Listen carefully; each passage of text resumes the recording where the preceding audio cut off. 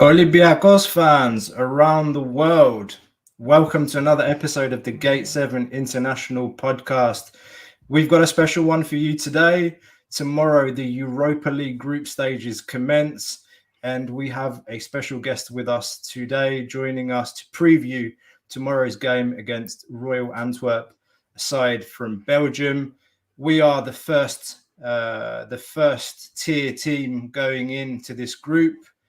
Antwerp is coming from the fourth pot. It's looking like a must-win game very early on into this campaign. And so, we're going to get through some news items before we begin. But before we do that, if you are joining us for the first time and you haven't done so already, please leave us a like, hit the subscribe button so you don't miss any future content.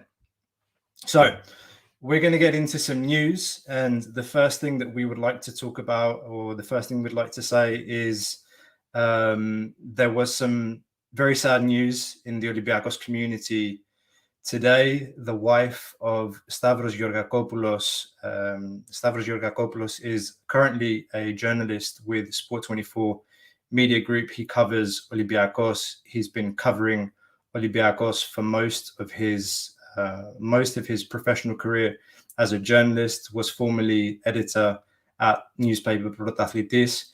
His wife, unfortunately, lost the battle against leukemia. She was suffering from leukemia for the last 4 to 5 years, from what we've understood and read and heard today.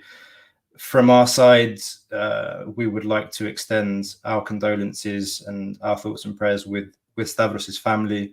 They have 3 small children, three kids as well.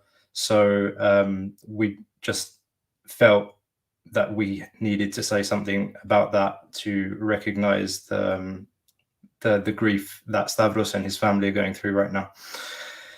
The main reason for this podcast, as I said at the beginning, was the match preview for Antwerp. Before we get into that, there is a transfer deadline looming for free transfers. It ends on Friday this week, and there are some very exciting news on this front. Labro is going to tell you all about it. Labro, what we got?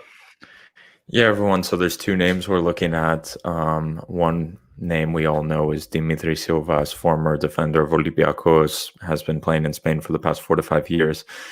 He was released from his team Huesca after they were relegated and couldn't find a seller, and he's currently a free agent in Athens these days. And word came out today that Silvas will be signing for a Greek team. He has decided for family reasons he wants to stay in the country, so he's not going back to Spain. He'll be playing for a Greek team. However, this does not mean that he will be signing for Olympiacos. There's rumors that his agent has proposed him to almost every single Greek team, the Big Five: Aris, AEK, Olympiacos, Panathinaikos. Not sure if PAOK. Don't know if I read that one. But so the story is going that Olympiacos as a club has gave the green light. They want to sign Silvas. However, Pedro Martins is yet to make a decision, and he doesn't seem very warm on it. He is more to the favor of bringing back Ruben Semedo after his legal troubles of him being, I guess, exonerated almost from the legal problems. But anyway, that's the update number 1. And update number 2 is that of Gary Rodriguez, a name you all know well. Gary Rodriguez, of course, former winger of PAOK, Fenerbahce, and Galatasaray, former teammate of one Henry Onyekuru as well, is in the papers, was a player who we desperately wanted last summer, but his wage demands from the Saudi Arabian team he was at were too much. And he's now a free agent. Reportedly, he's back in Athens, and he's negotiating with Olympiacos. There was a report that he was offered also to Panathinaikos, and they said no. However, I just don't think they have the money to pay someone like Gary Rodriguez. It would not make sense if Olympiacos doesn't sign Gary Rodriguez. I would say that. I don't know if you would agree with that, Costa. Like, a player you wanted so much just a year ago is now a free agent. If the wages fall into place, I think we see Gary Rodriguez playing for Olympiacos this season. We'll see. Of course, he won't be able to play in Europe, but wing depth is always welcome at this football club. So we'll see. Yeah, especially if Martins wants to play 4-4-2 this season, I think it's making a lot more sense. And as we're seeing going into tomorrow's game, we're looking a little bit thin at the wing position somehow. With Masouras out injured, we have to play at this moment in time nearly 37-year-old Mathieu Balbuena on the wing. So I think that Gary Rodriguez transfer goes through on Friday. There's apparently a couple of 100,000 difference at the moment in negotiation terms. On the Siobas thing, that's much more complicated, as you said. In the old days, I think we would have completed that deal already. We have generally had a tendency in the past to sign players that have been rumored for rivals, and I can't see Olympiacos allowing Dimitris Siobas a slither of possibility to sign for another one of our rivals. It's going to go down to the wire. We've said it before. A couple of days left after the Antwerp game, we'll know for sure, if not by the end of the night, as some reports were suggesting in Greece today.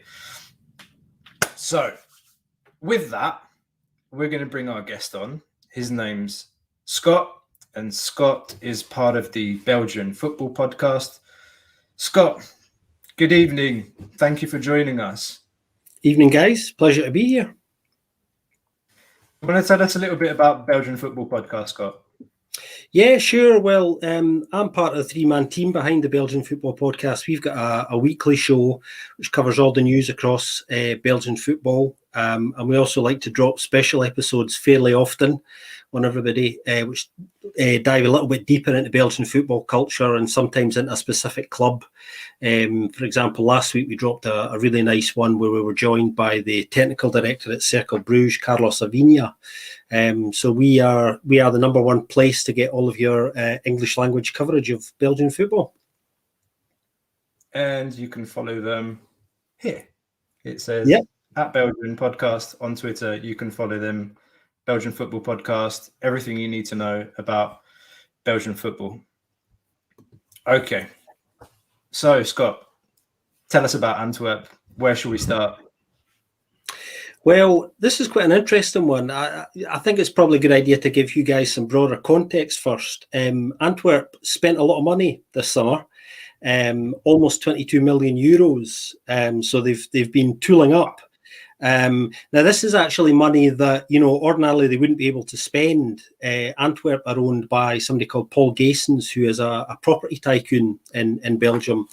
And for a number of years now, he's been investing very heavily in the club. There have been big stadium developments at the Bossel Stadium in Antwerp and other infrastructure developments as well. But that 22 million euros is purely investment in the playing side over the summer. And they've brought in around 19 new players. They also have a new coach, Brian Prisk, who many people will know from his time at Michelin, won the title there, of course. Almost won back-to-back titles, losing it on, I think, the last day of the season last season, and then getting his big move to Antwerp. So it's quite exciting times for Antwerp. A lot going on there. They're expecting to push very hard for the title this year, not surprisingly with an investment like that.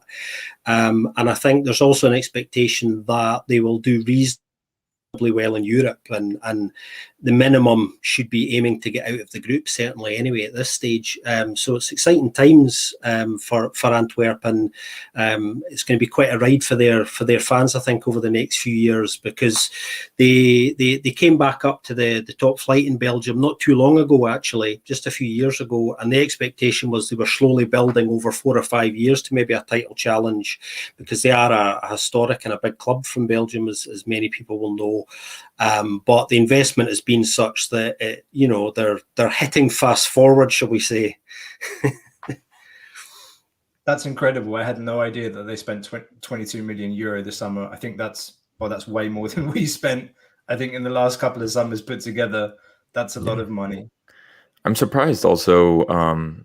I don't know, this is just a storyline of how they signed Radja Nainggolan from Inter, or was he released on a free? I know he had like a love relationship with Cagliari because he I don't know. He had a relationship with there. Does he have a relationship with Antwerp? One of my Italian friends was telling me his wife wanted to go back there. What's the reason for the return for Nainggolan? Well, there's quite an interesting story behind that, actually, because he's a good example of the sort of signing that Antwerp would not be able to make, but for their owner and chairman, Paul Gaysons, who I mentioned. Nainggolan left Inter. He basically agreed with them to tear up his contract. It was a mutual decision. But the wages were a big issue for Antwerp. There was a lot of clubs interested. Club Brugge were keen. They've got plenty of money because of obviously repeated Champions League involvement. And Paul Gaysons kind of intervened quite late on, actually, and basically agreed to write a blank cheque to cover those wages. The family were quite keen to come back. The interesting thing here is actually he was a club ambassador for Antwerp's rivals beer shop. So this raised a few eyebrows. And as of now, he is still officially a beer shop ambassador, but a key player in the Antwerp squad. So, it's going to be very interesting to see how that develops. But I think he's been signed with a view to kind of helping them kick on big time. He's a big character. He's seen as a winner, and I think Paul Gaysons really got very excited by the opportunity, I think, to have a player like that in their side. Really interesting signing, and it's only happened because Paul's got his blank check out, and he's been doing that routine a lot recently, actually, and surprising us. So if I was him, I would be expecting some payback on that as well. So we'll see how his season goes. The chat is starting to get busy here, and this is perhaps unrelated, but there's a comment from Stratos Caponis. So, apparently, Scott, you speak like a former football commentator. I think he's talking about Andy Gray. Is it Andy Gray? I'm from the same country as Andy, so that makes sense. Just because he's Scottish. Okay, all right. Anyway, I'm sorry about that slight side story. So the thing I heard about Antwerp was the overall impression is they're a very attacking side. They like to get forwards. They play with two number 8s in the midfield and one holding midfielder. The two number 8s, they like to get into the box. They like to overload the box. They're good on the offensive transition, but their defense is very, very shaky. What is that a fair assessment in terms of what we've heard so far? Like, as a team, like what are we talking about here? What kind of style of football are we talking about? Yeah, I would say that's fair. I mean, Brian Prisk is he's not been there very long. 6 games into the new season, and they've had a bit of a mixed start domestically. Played 6, won 2, drawn 2, and lost 2, scoring 11 and conceding 9. So the overall balance there, I think, is not quite right yet. Defensively, that's probably the weakest part of the team. I would definitely agree with that. I think he has an expectation, and when I say he, I mean Brian Prisk. He wants to play kind of a very high tempo, attacking type of football. So he's expecting everybody to do their fair share of work, and find a balance. The ideal balance hasn't been quite found yet, and that's partly to do with so many new players coming in. I mean, there's a lot of players starting games now who only came in this summer, so it is, to all intents and purposes, a completely new squad. Really, it really is, and it's very early days for this squad. So, and they haven't started to click yet. That's what I would say. I mean, this weekend they got 3 points against Eupen. But they didn't play well at all, and still managed to get the win, which I suppose is a good sign. But this is going to be a really interesting game for them, I think, because it's going to be several step ups from the teams they've been playing kind of domestically recently. So this is going to really tell us a lot about where this side is at the moment, and also their potential, I think. So I think that's a fair assessment. Yeah. It's interesting because we do have some data from Adi. He was able to send it. And he said that Antwerp had the highest opposition XG in the whole league. And so one of the questions that comes to mind is there which is almost 2 as well, which is an extremely high expected goal percentage I get, or number to have. I know that. I'm not the stats guy. Adi is not here today. But what is the reason behind that? Is it poor central defenders, poor wingbacks, a strong goalkeeper? Is he saving them in certain points? What's the situation there? I think there's a lot of firepower in this side. I mean, the thing that interests me about Antwerp is, for a side who are so good offensively, they like to play with one up front most of the time, which is not unusual, of course. There's nothing unusual in that, but it goes back to the balance thing that I was just referencing as well. You know, it requires players like, you know, the left back Yela Bataille, right back Aurelio Buta, Victor Fischer, a player lots of people will know who new came in this summer. Very exciting young Japanese player, Koji Mayoshi as well, who can play in a number of different positions. It relies on those players who are key players just getting the right balance between the offensive side of the game and the defensive side, and sometimes they don't.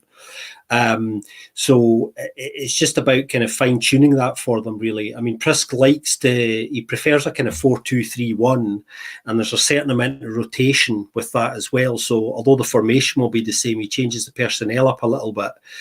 Sometimes he'll go with a 4-4-2. So it'll be very interesting to see, I think, what he does tomorrow evening, because in Europe they've been good offensively, but you know they've almost shot themselves in the foot. I mean, actually, they needed penalties to get past Ammonia Nicosia from Cyprus in the playoff round, which was a bit of a surprise. They had a bit of a nightmare in Cyprus, and were lucky to get away. You know, with the damage that they did, and had to turn the tie around, which they did, but then it needed to go to extra time and penalties to kind of finish the job. So it's all about balance, but they will create plenty of opportunities because there's plenty of firepower there. It's just whether the defensive side of the game, you know, can kind of be balanced for them. I mean, Belgian football is very physical by nature. You know, coming into a level of competition in the Europa League where there's going to be more physical competition is going to be really interesting to see whether they can ramp that up a little bit. So I'm quite excited to see how they kind of cope with this, because this is a very competitive group. I think our reaction when we saw it was, this is really going to be quite tasty. There isn't a great deal between the sides. Any of the sides could win this group, I think. So it's really going to be about who can turn up over the games and turn it on. I mean, for me, Fenerbahce are probably favourites to win the group, and I say that based on how they're doing domestically at the moment. They're flying, so if they come into this with anything like the form they have domestically, they should do very well. Olympiacos, you know, I would expect to qualify from this group, if I'm honest, just because, you know, that Champions League disappointment is a hugely motivating factor, I think. So I can understand there being a hard push and an expectation to do well. And Antwerp, in truth, we're not quite sure what we're going to get yet. You know, I think we just need to wait and see. I think this opening game is very, very important to them because they see it as a winnable game, but that's not to say it's going to be easy. So we'll see how it goes. So I think both teams are kind of looking at this in a very similar way, actually. Yeah, no, for sure. I think both teams have to think this is a must-win game for both.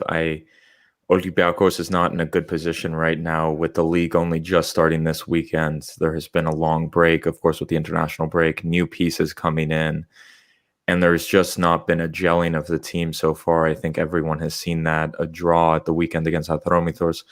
There's high worries about this game, and if this game doesn't go well, the situation at the club, I think a lot of negative conversations we haven't had in a long time about a coach's position, about players' positions at the club will be happening. So I think it's a huge game. I agree with the sentiment completely. And I don't know what you think, Costa. In Pedro Martin's press conference, he said very clearly, this is going to be a game won by the tactical component of our team. We're going to have to be very resilient, essentially, he was saying, if I remember the quotes correctly. And he basically kind of said, we may allow Antwerp to have the ball, but we're going to play a bit more defensive. Did you get that notion from his comments, Costa? I know you listened. I just read them through. I picked up the part where he talked about tactics being important to this game. That Antwerp have a very young side. I think the average age in the Antwerp team is 25. if I'm not mistaken. So look, I think Scott raised a lot of really, really good points, in particular about the mood in the Olympiacos camp, and Olympiacos really should be motivated, as you said, Scott, going into this. Our president, Vangelis Marinakis, had to go to a training session after we got knocked out of the Champions League and kind of knock the players' heads together and say, all right, look, I'm going to put the money down to cover the damage done financially. You guys need to get your act together, otherwise there are going to be problems. So that was some weeks ago now, maybe a month. I hope that message is not lost on the players going into tomorrow, because if they don't win tomorrow, it's not going to be a nice atmosphere. And it's been a very strange start to the season with the qualifiers. We've only just had one league game, as Labro said. So it really is a must win. And if we do win, it gives positive momentum, and it can allow the coach to go away and do the things that he wants to do. Saying that, Labro, I do think that Martins is going to go for 4-3-3 tomorrow, with a holding midfielder and Camara playing a bit more further forward. Bouchalak playing that 6-8 role. And if you listen to what Scott's been telling us about the formation and the manager liking a 4-2-3-1 attacking formation, it does sound like it could be one of those games where we do soak up a bit of pressure and try and exploit their weaknesses on the defensive transition, and try and exploit the holes that they've been showing in defense. We see it in the XG. So I think it could be one of those games, though I would like to see Olympiacos go and take the game to Antwerp. Maybe we're not really ready to do that yet, so early on in the season, with the team not having gelled yet. So yeah, I've predicted lots of goals tomorrow, but we'll get to match prediction at the end. Do you want to hear something? Maybe this is, and it's not just because they both speak Dutch. It feels a lot PSV first leg last season. I don't know if that comparison makes sense. They're both, I feel like Antwerp is a bit of an attacking side and a bit more open, and Olympiacos is kind of in that first leg, like, okay, what are we going to do? I could see, I remember Costa saying before that game, I could see a hell lot of goals before that. And he's never said that again. He's saying that again. Did I say that? Yeah. So yeah, you've never said that again. There's something about this fixture that just tells me there's going to be lots of goals tomorrow, and ends at the return leg, by the way. Two questions, Scott, for you. Frey, is he the danger man? And second question is related to the defense. Bjorn Engels is injured. Is his replacement even worse than Bjorn Engels? Well, take the first one first. Michael Frey is the main man. He will start. I think he's the top scorer in Belgian football at the moment. He's got 8 goals in 6 games. 5 of those coming in one game, by the way. Some of you may know that. He had an unbelievable game a few weeks ago where he scored 5 goals with 5 shots on target, which doesn't happen very often. That was against Standard Liège in quite a game. He's the main man, big physical striker, will harass defenders, likes to run for lost causes as well. Very hard-working striker. Is playing well at the moment, high on confidence, likes a physical battle. So, he will be more than happy to get stuck right into anybody who wants to stand up against him, I think.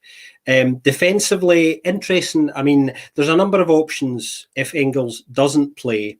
And one of those is Dorian Desailly, who Antwerp signed from Charleroi this summer. Desailly actually was Charleroi captain and decided to jump ship and join Antwerp because I think he quite fancied the project going on there, and he's getting to an age now where probably if he was going to move, this was going to be his last move, and it's quite exciting times for Antwerp, as I was saying, so he's taken that chance. So if Engels doesn't play, I think there's a good chance Desailly will start in his place, probably beside Richie Delat, who's been kind of ever present as the other centre half, but he does have options there. He does have have a number of options. He could move. There's, a couple of other players he could move in there if he really wanted to, but I don't think he will.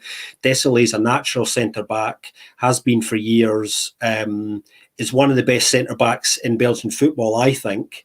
One of my colleagues at the BFP would disagree with me, but I'm a big fan of Desailly. I think he's looking forward to the opportunity to get stuck into some European football, because he did miss out on that at Charleroi.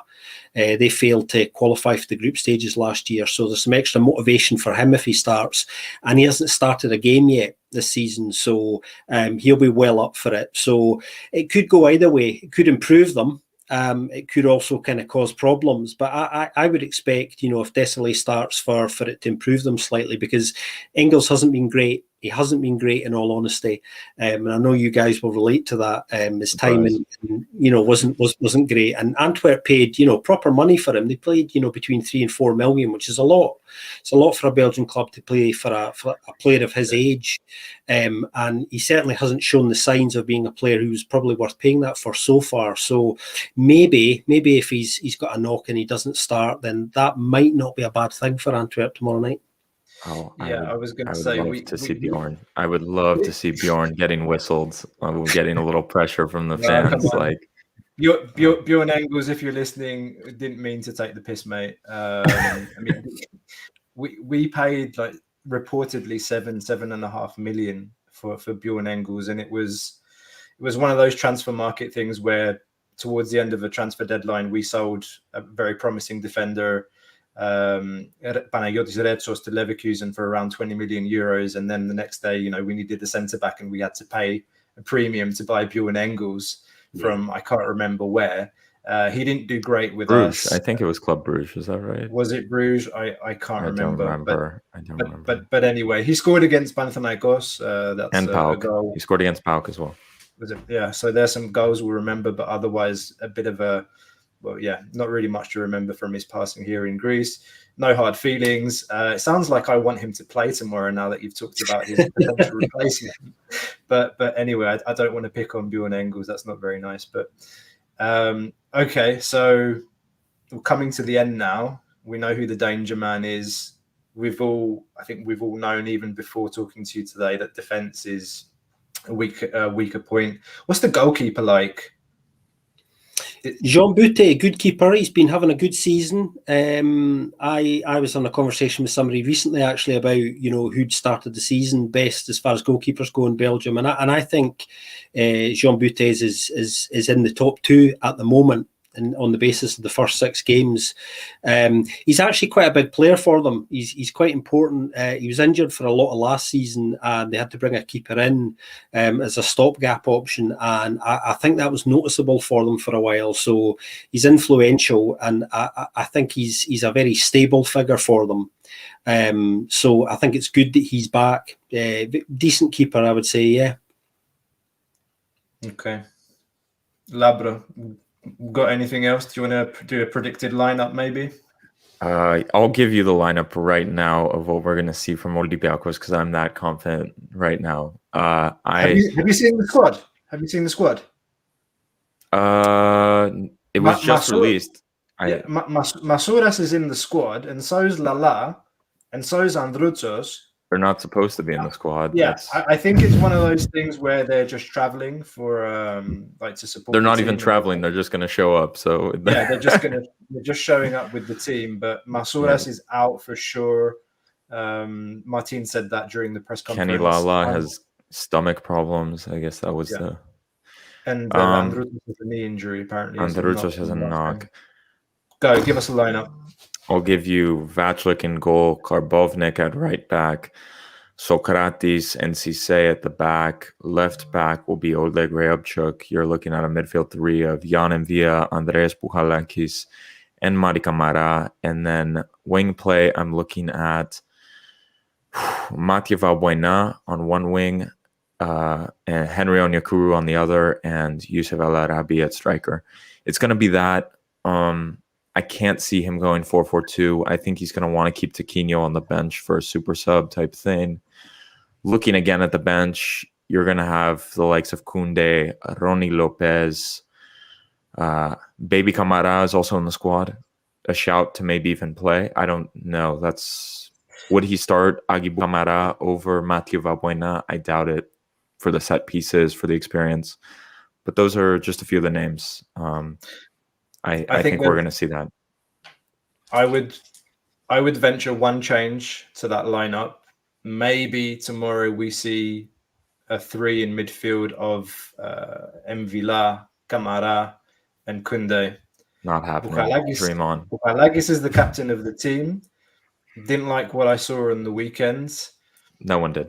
It's a hot take. It's low probability, but that would certainly inject some physical presence in the midfield. Yeah. And you know what, guys? Tomorrow, look out for that Cisse versus Frey duel, because everything that I heard from Scott about Frey liking a good physical tussle, my God, that's going to be even Socrates doesn't enjoys a nice... That's going to be a sight. That's going to be a sight tomorrow. Frey battling with those two, because Socrates likes to get stuck in as well. So that's going to be very interesting. That's going to be very interesting tomorrow. It's interesting for sure. And El Arabi coming off of a horrific game on the weekend. Will he get back to big form? Will he get back to what we know? I don't know. There's a lot of question marks with Olympiacos. I don't know. I don't know. Also, the situation of the two other right backs. Could it be Lala get fit? Could it be that Andrews is fit? I don't know. Scott, what about Antwerp? How do you expect them to line up tomorrow? I think Prisco go with his preferred 4-2-3-1. I think there's a good chance. Obviously, Jean Butte will start in goal. Probably a back four. Aurelio Buta, Bjorn Engels, possibly, although it'll be Desailly, I think. By the sounds of things, Richie Delat, Yella Bataille.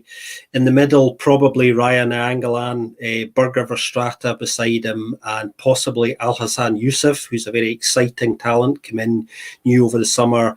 And then in the spirit of all-out attack, I would like to see, although I don't know if he'll do this, I'd like to see Victor Fischer on the right, Koji Mayoshi, a very exciting Japanese player, on the left, and a certain Mr. Michael Frey up front.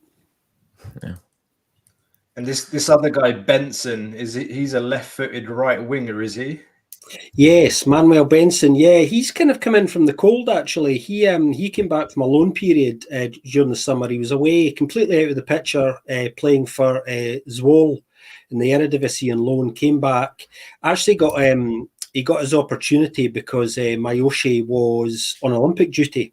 So he was playing kind of by default more than anything else, and had a couple of quite good games right at the start of the season, and that's led to him keeping his place.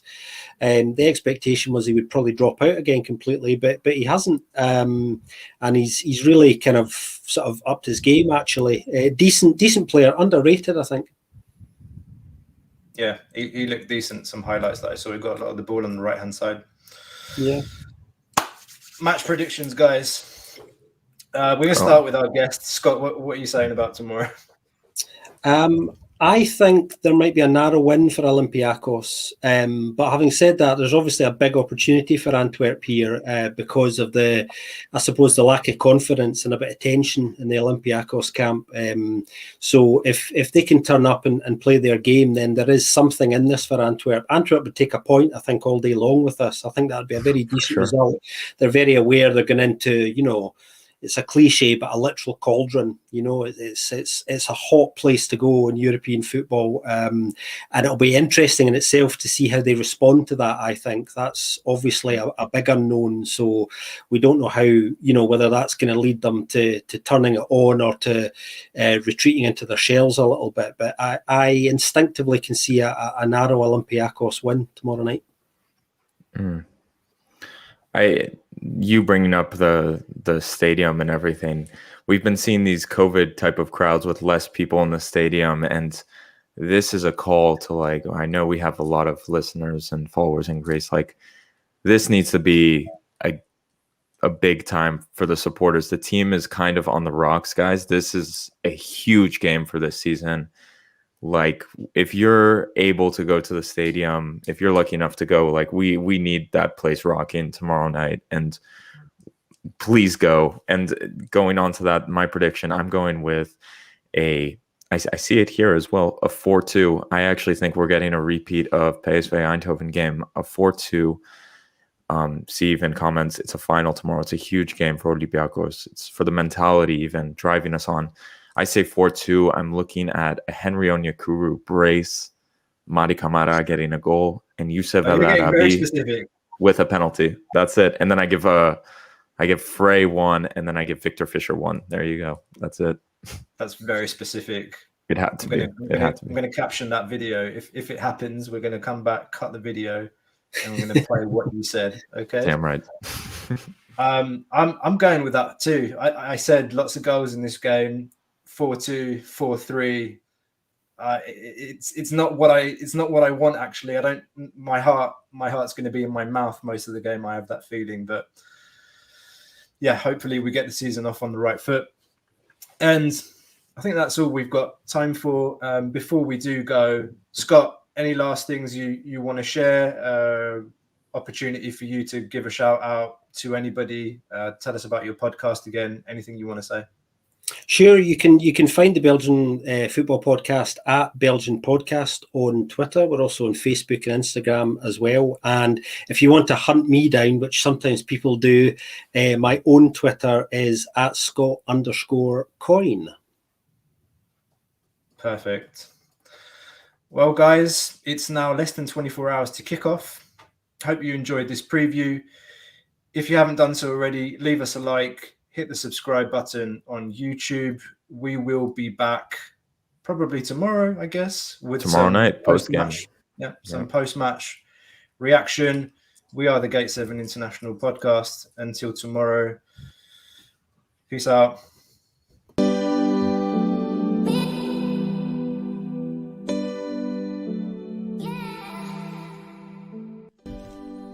You just listened to an episode of the Gate 7 International Podcast, a podcast connecting Olympiacos fans from Brussels to Tokyo, from Toronto to Geneva.